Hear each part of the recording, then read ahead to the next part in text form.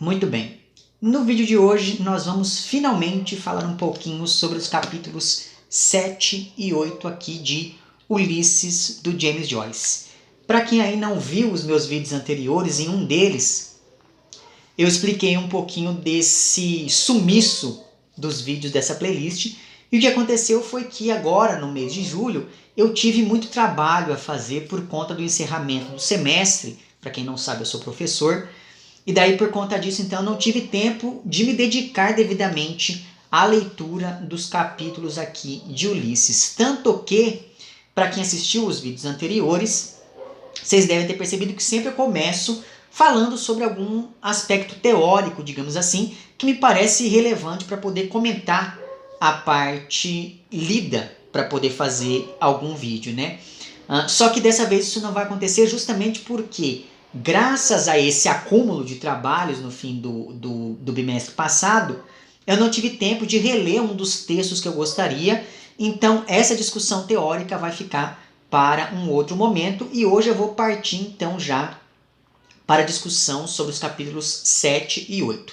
E isso me leva ao seguinte ponto que é, se você aí não viu os vídeos anteriores, eu recomendo que você faça isso, porque afinal de contas nós estamos aqui lendo coletivamente Ulisses, do James Joyce, em comemoração ao centenário da publicação original aqui do livro, e exatamente por conta disso existe uma continuidade nesses vídeos. Portanto, se você não está aqui nos capítulos 7 e 8 e não quer, enfim, levar nenhum spoiler ou coisa do tipo, se bem que eu acho que isso é um pouco irrelevante em se tratando de um livro como esse, talvez seja interessante você ver então os outros vídeos antes de assistir a esse aqui, certo? Mas antes de falar sobre os capítulos 7 e 8, que são então motivo dessa nossa discussão de hoje, é interessante perceber como os 6 primeiros capítulos do livro estabeleceram uma equivalência interessante entre o Dédalus e o Bloom, ainda que, como eu disse no vídeo passado desse projeto, eles sejam bastante diferentes entre si e essas diferenças aparecem mesmo nos capítulos dedicados a cada um deles, né? Os capítulos lá do Dédalus são bem mais complexos do que os capítulos do Bloom, que é um sujeito muito mais ligado, enfim, a questões cotidianas do que aquelas ilações profundas e filosóficas que movimentam o camarada Stefan Dédalus. Mas, enfim, uma dessas diferenças entre esses dois personagens me pareceu determinante para salientar um pouco de alguns traços da personalidade de cada um deles. E essa diferença diz respeito ao modo como cada um assimilou não uma prática, mas uma mentalidade religiosa. Então, por um lado, nós temos lá o Dédalus, que é um rapaz que tem toda uma postura intelectual, né? E uma postura intelectual bastante forte, que provavelmente o coloca ali no campo do ceticismo, se não de um agnosticismo ou até mesmo de um ateísmo, mas ainda assim ele fica o tempo todo sendo consumido por uma culpa que é muito cristã, né? E por outro lado nós temos lá o Sr. Bloom, que é judeu, mas deliberadamente desobedece pelo menos 2 preceitos alimentares judaicos logo de cara no início do capítulo 4, ao comer vísceras de porco, né? Só que ao mesmo tempo, em vários momentos ao longo desses capítulos, principalmente ao longo dos capítulos 7 e 8, ele vai refletindo bastante sobre costumes e sobre tradições características do judaísmo. Então, eu não me lembro se foi dito textualmente em algum momento do passado que o Bloom é judeu, só que conforme eu fui lendo esses capítulos 7 e 8, eu fui pensando, nossa, mas parece que esse cara é judeu, porque todo momento ele fica falando sobre Yom Kippur, ele fica falando sobre, enfim, ele fica soltando termos em Yiddish, que é uma língua falada predominantemente por judeus, né? Então isso me levantou aquela pulga atrás da orelha. Daí eu perguntei lá no grupo do Telegram e algumas pessoas disseram que de fato ele é judeu e descendente de húngaros, se não me engano. Mas apenas um exemplo desses momentos em que o Bloom fica refletindo sobre tradições e costumes judaicos existe um momento no capítulo 8 em que ele diz que uma determinada pessoa em específica, essa pessoa é católica, ela não, segundo a concepção do Bloom, ela não conseguiria aguentar um jejum rigoroso como o praticado durante o Yom Kippur, que é lá o dia do perdão do judaísmo, né? Inclusive tem gente que chega a ficar mais de 24 horas em jejum durante o Yom Kippur, então é uma celebração muito importante e muito rigorosa. E daí o Bloom olha para essa personagem e pensa, essa pessoa não aguentaria ali ser judeu, né? E isso também quer dizer, essa relação com o judaísmo também explica o porquê de alguns comentários que o Bloom fez sobre toda a simbologia católica naquele momento em que ele assiste uma missa, se não me engano, no capítulo 5. Né? Então, diante dessa nova percepção sobre o personagem, eu comecei a ressignificar várias outras passagens do romance, e aí eu fui entendendo um pouquinho melhor de vários dos comportamentos dele. Então veja como esses comportamentos contraditórios desses dois personagens em relação à própria religiosidade ou em relação a uma mentalidade religiosa que lhes foi, enfim, incutida desde criança, ainda que eles não pratiquem essa religião, esses comportamentos contraditórios, então, acabam sendo importantes para determinar o modo como esses personagens agem de maneira geral. Então, por exemplo, os dois são muito atormentados pela ideia da morte, seja lá a morte física, de fato, da mãe do Dédalus, seja aquela morte do pai e do filho do Sr. Bloom, que são, enfim, elementos que nós já vimos nos capítulos anteriores. Só que enquanto o Bloom pensa na morte e logo consegue afastar esse pensamento ao se distrair com alguma outra coisa, o Dédalus fica páginas a fio estabelecendo conexões entre imagens que sempre voltam a essa questão da morte. Tanto que ele vive lá mencionando o Hamlet de Shakespeare, que é, enfim, um texto bastante interessante para a gente pensar nessa relação entre o sujeito, a morte e a culpa. Então veja, o Dédalus, ele tem essa obsessão justamente por se sentir culpado perante a mãe que havia pedido para que ele rezasse com ela em seu leito de morte, e ele se recusou a isso. Daí aquela minha percepção desse personagem como sendo um pouco cético, senão ateu, agnóstico, enfim. Assim como o Bloom, ele também finge não ligar para a morte, assim como ele finge não ligar para o adultério da Molly Bloom, só que ao mesmo tempo ele pensa nessas coisas com tanta frequência que a gente percebe que esse não ligar é apenas ali fita, é apenas fingimento. Só que, na verdade, então, esses pensamentos sempre voltam a atormentar o Sr. Bloom, e isso evoca a imagem de um sujeito meio negligente para com os próprios sentimentos, assim como ele também é negligente quanto à observância dos preceitos alimentares judaicos que, teoricamente, ele deveria seguir. Pois bem, essa relação entre os dois personagens já havia se estabelecido formalmente no livro, quando a gente pensa que os 6 primeiros capítulos são protagonizados por ambos e existem certas equivalências entre as atitudes deles em cada um desses capítulos. Então, os capítulos 1, 2 e 3 acompanham o Stephen Dédalus, e os capítulos 4, 5 e 6 acompanham lá o Sr. Bloom, né? Só que tem um detalhe no capítulo 7 que eu julguei como sendo bastante interessante no que se refere a essa espécie de jogo de espelhos que se estabelece entre esses dois personagens, quase como se eles fossem ali duplos um do outro. Por quê? O capítulo 7 se passa na redação de um jornal E o interessante é que tanto o Bloom quanto o Dédalus vão até essa redação, só que eles nunca se encontram. E isso é no mínimo muito interessante. Porque na verdade tem até um momento em que o Dédalus entra em uma sala pouquíssimo tempo depois que o Bloom acabou de sair.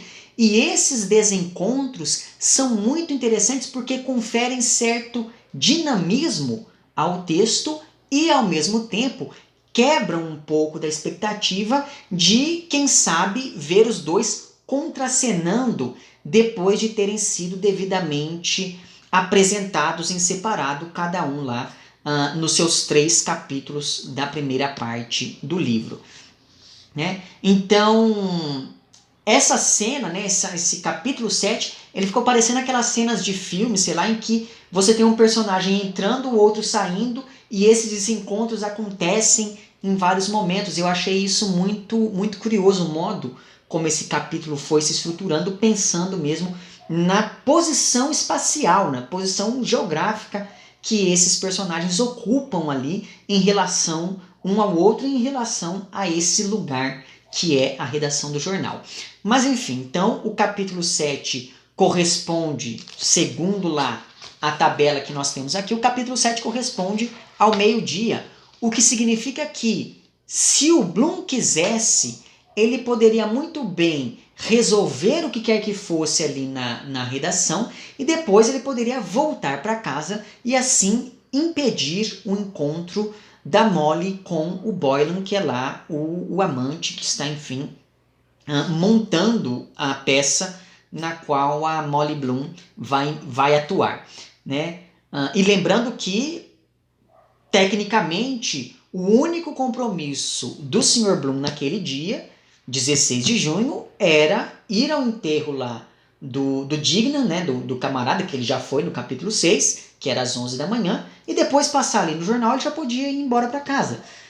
Só que ele não faz isso, ele sabe que a esposa vai se encontrar com esse amante e deliberadamente ele decide ficar vagando pela rua. Então, do ponto de vista teórico, né, esse momento aqui do capítulo 7 seria o último compromisso do Sr. Bloom, mas a gente sabe que ele vai acabar, enfim, postergando essa volta para casa de uma maneira ou de outra. E aqui a gente fica sabendo de um jeito mais evidente de outro detalhe sobre o Sr. Bloom. Ele está ali nessa redação do jornal porque ele trabalha com publicidade e ele quer publicar um anúncio naquele periódico. E, na verdade, parando para pensar, talvez essa profissão é que torne o Sr. Bloom um sujeito tão organizado e tão imagético. Basta você pensar aí, por exemplo, no momento em que ele está, no capítulo 4, fritando os rins. Né? Existe todo um método que ele emprega ali em várias outras cenas. Enquanto ele está conversando com a Molly no quarto, ela está ali na cama, está tudo meio desarrumado e ele está ajeitando a janela, enfim. Então tudo isso faz com que a gente perceba que essa organização que transparece nas atitudes do Sr. Bloom talvez se deva ao fato de que ele ali é um publicitário, então ele fica todo o tempo pensando imageticamente como as coisas devem ocupar determinados espaços. Então eu achei isso muito, muito interessante, esse toque que o Joyce dá aqui. E é daí que vem, por exemplo, o incômodo que ele sente com as palavras erradas que a Molly pronuncia lá no capítulo 4, e mesmo no capítulo 8, ele ainda vai estar pensando sobre qual é a maneira correta de pronunciar uma determinada palavra em italiano que a Molly deveria falar na peça da qual ela vai participar, que é lá a peça sobre o Dom Giovanni, portanto, uma peça que tematiza a questão do adultério. Então, talvez essa preocupação com as palavras, se não me engano, aquela carta que o Bloom recebe da amante dele, também tem ali uma palavra escrita errada, uma expressão equivocada, e ele fica o tempo todo pensando nisso, né? Então talvez isso se deva a essa sua profissão como como publicitário. Mas o fato é que o nosso camarada aqui está envolvido com um anúncio para um sujeito de sobrenome Chaves. E em um primeiro momento, o diretor do jornal onde ele está concorda em publicar o tal do anúncio para, páginas depois, mudar de ideia e acabar se indispondo com o nosso amigo Bloom. O que nos leva ao título deste 7º capítulo, que é então Éolo, né? O episódio do capítulo 7 é identificado aqui nessa tabela como sendo Éolo. E para quem não sabe, Éolo era o deus dos ventos que ajudou o Ulisses lá na Odisseia a voltar para casa ali comandando os ventos marítimos.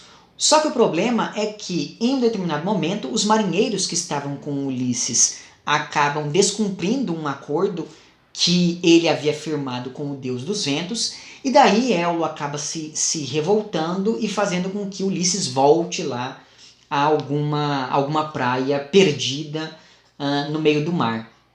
Então é muito interessante porque, nesse sentido, o capítulo 7 é cheio de imagens ligadas ao vento, seja de maneira mais literal, quando a gente pensa no ar que circula pela redação do jornal, seja de um jeito mais discursivo, quando a gente pensa nos vários recursos retóricos usados ao longo da construção do 7º capítulo, tanto que nessa tabela aqui, feita pelo Joyce, a arte retórica é a que aparece representada então no capítulo 7. Então é muito interessante perceber como aqui a retórica é sinônimo desse discurso vazio, como se fossem ali palavras ao vento, e como isso se liga a essa imagem eólica, digamos.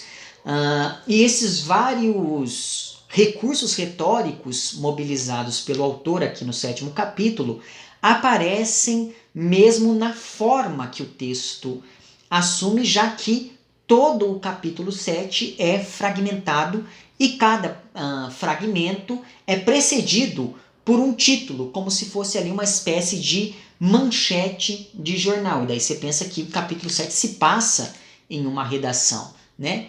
Por isso mesmo, ainda que o capítulo como um todo tenha um sentido, evidentemente, cada parte, cada um desses fragmentos também tem um sentido próprio e que varia conforme o estilo adotado pelo narrador. Então, apenas para que você entenda, né? Se bem que você leu o livro, mas você sabe do que eu estou falando. Mas vamos lá. Se a gente pega aqui o livro, você vai ver que sempre tem aqui esses títulos, digamos assim, essas manchetes que vão preceder cada um dos novos fragmentos aqui em que se divide este 7º capítulo. Mas enfim, né, como eu disse para vocês, cada um desses pequenos fragmentos é escrito com um estilo diferente, mas talvez a principal mudança estilística aconteça quando o Bloom sai de cena e entra o Dédalus, porque nos trechos que acompanham o Bloom ali na redação, as coisas são de ordem um pouco mais técnica, e mesmo as intervenções desse narrador são mais truncadas, mais mecânicas, como se fossem mesmo ali uma prensa em um jornal. E apenas para que você perceba isso, eu vou ler aqui um desses fragmentos, que nessa minha edição está na página 153, e que é dito o seguinte: o título do fragmento é com verdadeiro pesar que anunciamos o falecimento de um muito respeitado burguês de Dublin. Esta manhã os restos mortais do falecido Sr. Patrick Dignan. Máquinas. Despedaçam um homem até seus átomos se conseguem pegá-lo. Controlam o mundo hoje em dia. Os mecanismos dele também estão trabalhando com afinco. Como estes, perderam o controle, fermentando, trabalhando com afinco, rasgando com afinco, e aquele velho rato cinzento abrindo buraco para entrar. Então veja, esse trecho aqui, né, enfim, o título parece mesmo uma manchete, né, com verdadeiro pesar que anunciamos, blá blá blá. Então veja, existe aqui uma linguagem meio jornalística, né, só que como tudo isso é narrado da perspectiva do Sr. Bloom, perceba como o texto ele fica um pouco mais truncado, né? Como se fosse mesmo ali o tipo batendo na folha. Por outro lado, quando o Dédalus entra em cena com toda aquela sua erudição, o narrador se torna um pouco mais prolixo conforme começa a fazer referências ao Hamlet, a Cícero e etc. Mas antes de falar do Dédalus em si, eu preciso aqui mencionar outras duas coisas sobre o Sr. Bloom. Primeiro, tem um momento em que todo mundo diz que vai sair para beber alguma coisa e ninguém nem cogita em chamar o coitado. Então, novamente, ele fica meio excluído, tal qual aconteceu na cena da carruagem lá no início do capítulo 6, em que o chamaram apenas porque tinha um lugar vago na carruagem. E talvez essa posição meio marginal que ele sempre ocupa se deva mesmo um pouco à sua condição de judeu. E a segunda coisa interessante sobre ele que acontece aqui no capítulo 7 é que quando o Bloom sai da redação, alguém faz um comentário sobre a esposa dele e novamente existe aquele constrangimento no ar, como se todo mundo soubesse do caso que a Molly tem com o Boylan. Então esse é um assunto que sempre ali rende alguns olhares meio enviesados, meio desconfiados. Mas enfim, nós já sabemos então que o Bloom foi até a redação a trabalho e como a gente percebe no capítulo seguinte, ao sair dali, ele de fato não voltou para casa, mas sim ficou vagando pelas ruas de Dublin atrás de um restaurante para poder almoçar. Mas aí, e quanto ao Dédalus? Bom, ele foi até a redação para poder entregar aquela tal carta que o diretor da escola havia pedido para que ele levasse ao jornal. E lembra que lá no primeiro capítulo, o Dédalus havia combinado de ir almoçar com o Mulligan, que é aquele cara que surgiu logo no início do capítulo 1, como se fosse ali um padre rezando uma missa, mas de maneira um pouco cômica, digamos assim, um pouco exagerada. Só que nesse meio tempo, a gente já percebeu que o Dédalus é um rapaz meio perdulário, digamos assim, né? E como a gente viu lá no capítulo 2, ele já recebeu o seu pagamento pelas aulas que dá na escola. Acontece que o Dédalus é muito bem quisto. A gente percebe que ele é um rapaz muito erudito, né? E por isso mesmo ele é muito bem quisto nas rodas intelectuais de Dublin, ainda mais porque nesse mesmo dia, lembra lá, ele daria uma palestra sobre o Hamlet no meio da tarde.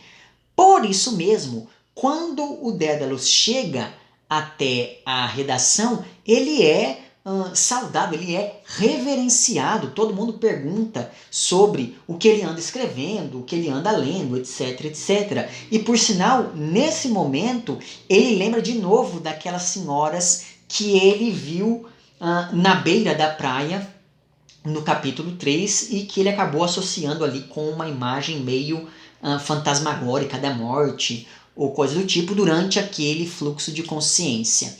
E daí outro comentário meio aleatório aqui é que tem um personagem nessa cena chamado Lenehan, e esse Lenehan é um verdadeiro bajulador de marca maior, de quem o Bloom não gosta nem um pouco, e esse personagem me fez lembrar bastante do Freitas, que é aquele sujeito lá do Quincas Borba, que fica indo na casa do Rubião para poder fumar charutos bons à vontade, né? Mas enfim, esse Lenehan, juntamente com outros sujeitos que ali estão na redação, bajulam tanto o Dédalus que ele até esquece do almoço que ele havia marcado com o Mulligan e convida todo mundo para uma rodada de cerveja em um botequim ali perto da redação, e é exatamente com essa tropa saindo que o capítulo 7 se encerra.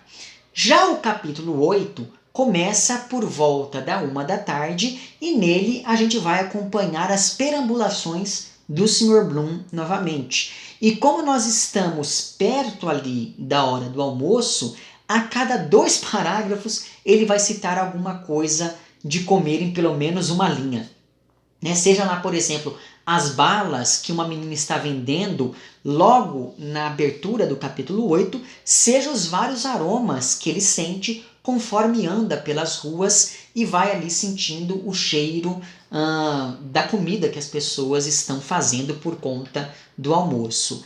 E numa dessas suas andanças, ele vê de longe a irmã do Dédalus, mas ele simplesmente faz algum comentário sobre ela e logo se encontra com uma moça com quem ele aparentemente teve algum envolvimento erótico ou amoroso, enfim, no passado.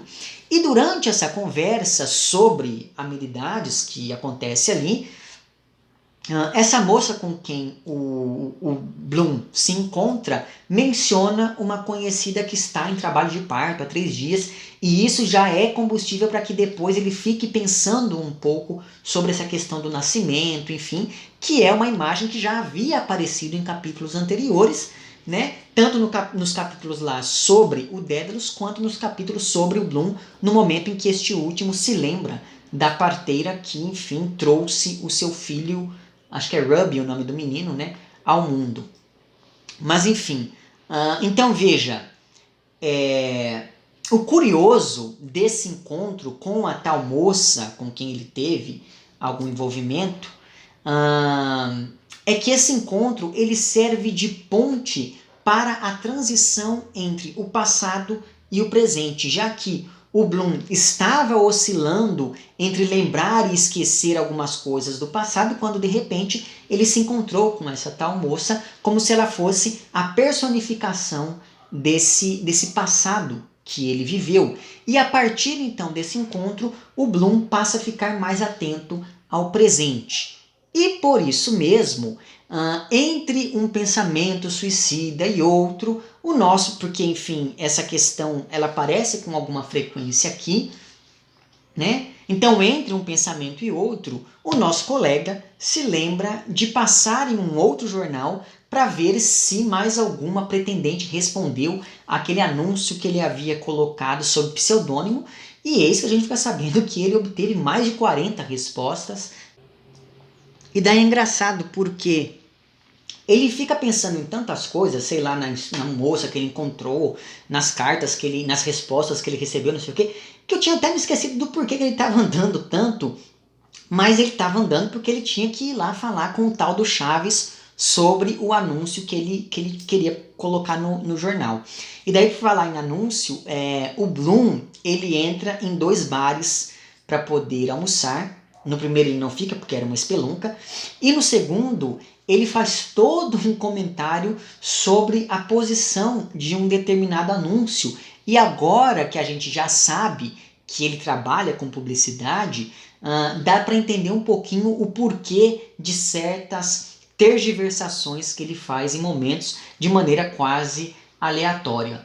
Outra coisa interessante é que no início do capítulo 4, quando ele saiu para poder comprar o café da manhã, o Bloom começou a ter ali uns pensamentos meio pessimistas depois que uma nuvem negra cobriu o sol. E a mesma coisa se repete aqui nesse capítulo 8, então existe uma espécie de paralelismo entre eles, porque aparece uma nuvem negra que cobre novamente o sol, e depois disso ele começa a se lembrar desde o início do seu namoro com a Molly, e de como, com o tempo, essa relação entre eles foi se desgastando, sobretudo depois da morte do filho mais novo deles. Mas se antes esses pensamentos foram afastados ali por uma menina de cabelo loiro que vinha correndo em sua direção, agora o Bloom consegue afastar esses pensamentos pessimistas de um jeito bem mais mundano, digamos assim, porque em meio às memórias sobre a esposa,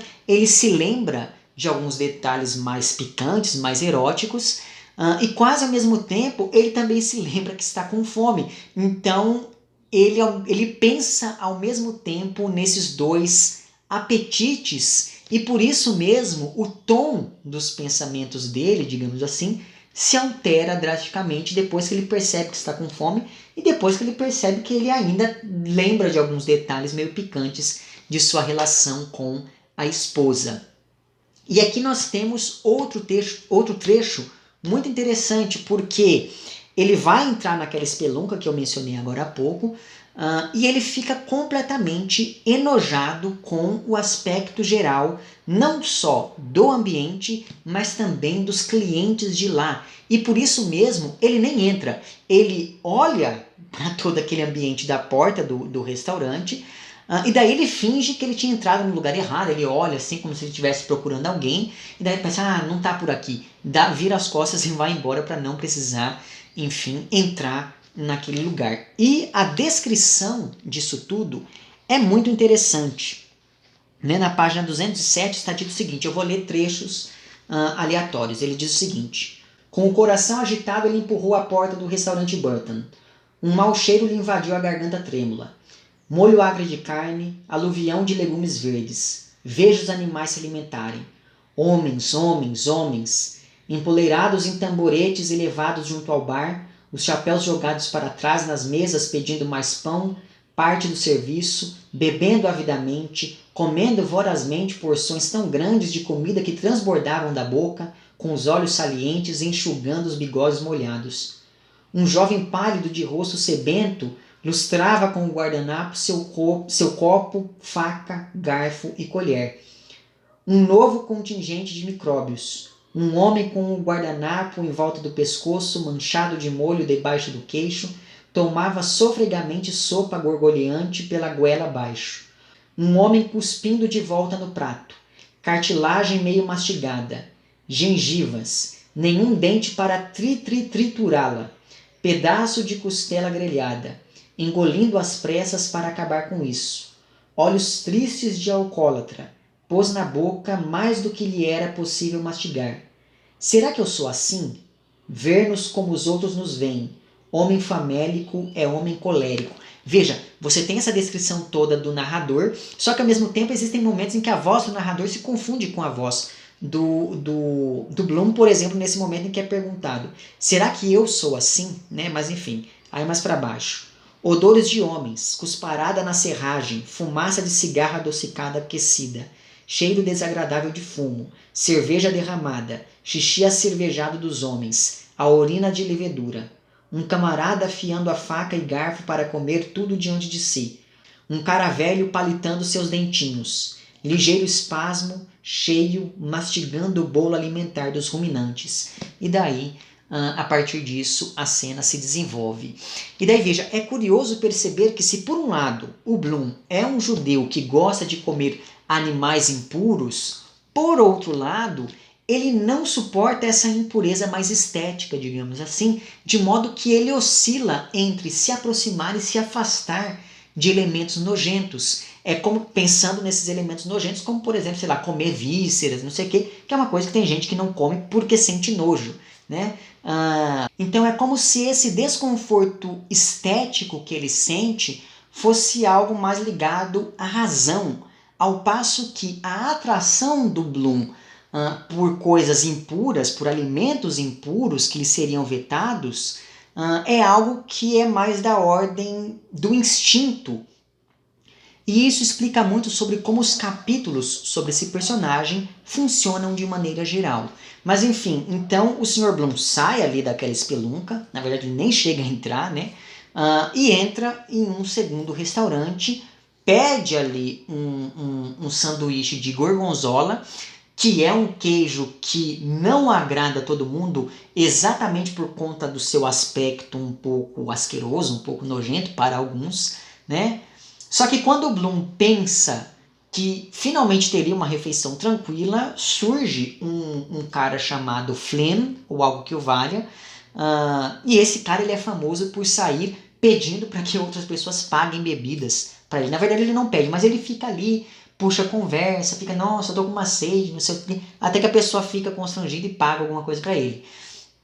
E daí, como o Bloom não dá muita bola pro cara, como o Bloom fica ali dando uma de João sem braço e continua comendo normalmente o seu sanduíche, esse tal desse Flynn não apenas faz algumas insinuações sobre a Molly e o Boylan, enfim, ele percebe que isso perturba um pouco o Bloom, como esse sujeito também fala mal do Bloom quando ele vai embora. E aqui acontece algo que novamente se liga àquela percepção estética que eu acabei de mencionar. Porque diante desse comentário do Flem, o Bloom tenta pensar em outra coisa e é por isso que ele é tão digressivo, porque o tempo todo ele parece estar tentando não pensar na traição da Molly, mesmo que isso acabe fazendo com que ele sempre continue pensando nessa traição. E daí, enquanto ele está pensando ali em outra coisa, o Bloom olha o balcão do restaurante e esse balcão ele é meio curvo. E essas curvas fazem com que ele se lembre do corpo feminino e a feminilidade, por sua vez, faz com que ele pense naquelas estátuas de deusas gregas e coisas do tipo. Então veja como ele parte de algo muito cotidiano, né, o balcão de um bar, para chegar a algo elevado que são as deusas do panteão grego e coisas que o valem, né? Só que ele não para por aí, porque logo depois o Bloom volta a rebaixar essas deusas ao se perguntar se as estátuas teriam ali algum orifício correspondente ao ânus, né? Então veja que ele fica o tempo todo indo do elevado para o rebaixado, assim como ele também oscila entre esse fascínio e essa repulsa por algo que é, enfim, nojento, que é impuro e coisa parecida com essa, né? E diante dessa dúvida sobre as estátuas terem ou não um orifício correspondente ao ânus, é que o Sr. Bloom termina ali de comer o seu sanduíche e vai embora com a intenção de visitar o museu para disfarçadamente ver se consegue descobrir algo a respeito desse orifício. Ele falou, nem que eu tenha que jogar alguma coisa no chão para fingir que eu estou pegando e olhar disfarçadamente ali sem que ninguém perceba, né? Só que o problema é que no meio do caminho havia uma pedra chamada Boylan,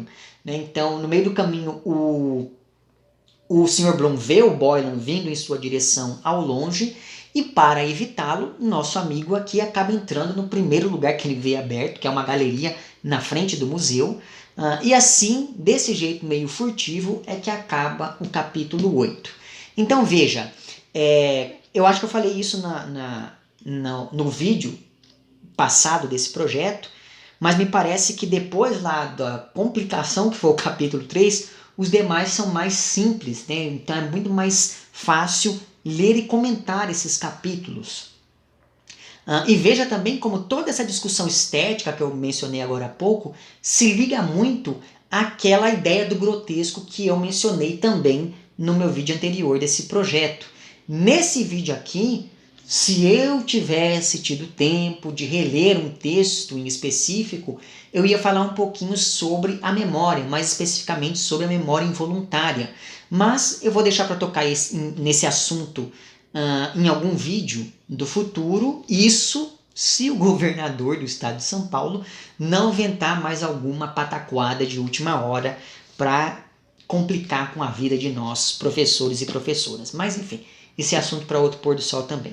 Certo? Então, por enquanto, me parece que esse trecho dos capítulos 7 e 8 foi o trecho mais fácil de ser lido, porque agora a gente já conhece melhor esses personagens, muito embora, principalmente lá o capítulo 7, tenha esse trabalho estético mais diferenciado em relação aos outros, por conta daqueles fragmentos precedidos por títulos / manchetes, né? Mas afora isso, me parece que essa parte aqui do livro foi mais tranquila de ser lida, certo? Deixem lá embaixo nos comentários as suas interpretações gerais sobre esse trecho, se vocês gostaram ou não.